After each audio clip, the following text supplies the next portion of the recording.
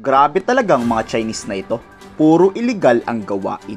Mapa-illegal occupation o paangkin ng teritoryo hanggang sa pogo scam at ngayon illegal na droga.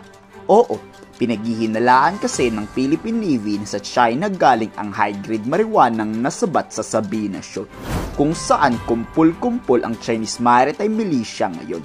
Oo, wala pa namang ebidensya kung sa China talaga ang droga. Pero may Chinese kasing kasama yung Pilipinong mangisdang na aresto. Magtataka pa ba tayo? Pero antay na nga lang natin ang testimonya ng Chinese o pag umamin na to.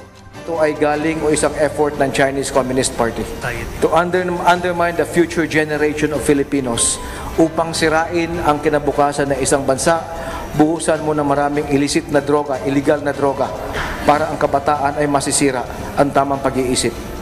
Hindi malayo na gagawin sa atin o ginagawa sa atin yan.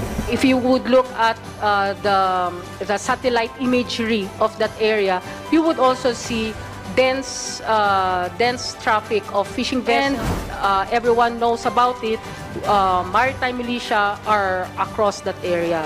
Bago natin sisihin o paghinalaan talaga ang China, panoorin muna natin ito. The Navy seizes 10 billion worth of shabu off Zambales in one of the largest drug holes. The Philippine Navy, through the Northern Luzon Naval Command, Philippine Navy, successfully intercepted approximately 1.5 tons of methamphetamine hydrochloride, commonly known as shabu, with an estimated street value of 10 billion. Naalala nyo ba yan? Yan yung shabu dati na may Chinese character o markings. Sa China talaga yan galing.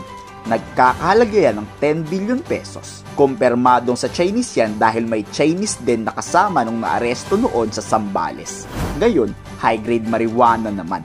Ang nakakapagtaka nga lang dito, noong panahon ni dating Pangulong Duterte ng war on drugs, walang ganyang nangyari. Walang nahuhuling Chinese sa illegal na droga. Pero ayon naman kay Senator Kiko Pangilinan, hindi lang daw illegal na droga ang ini-smuggled ng China, kundi pati iba't iba pang mga produkto. Ang nakakalungkot lang dito, may mga Pilipino talagang nakikipagtransaksyon sa China dahil sa malaking pera. Ang nakakatakot lang, protektado yung ibang Chinese ng matataas na opisyal ng gobyerno. Is sufficient circumstantial evidence to believe that Chinese smuggling syndicates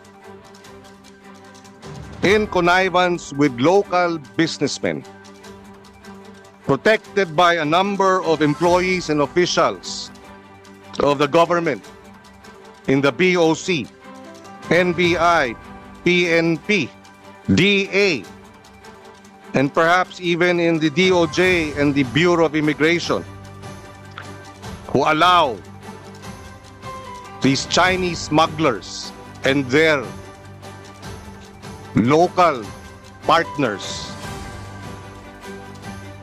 to operate freely, occasionally raiding and seizing smuggled agri-products to show a semblance of law enforcement while ensuring that no big-time smuggler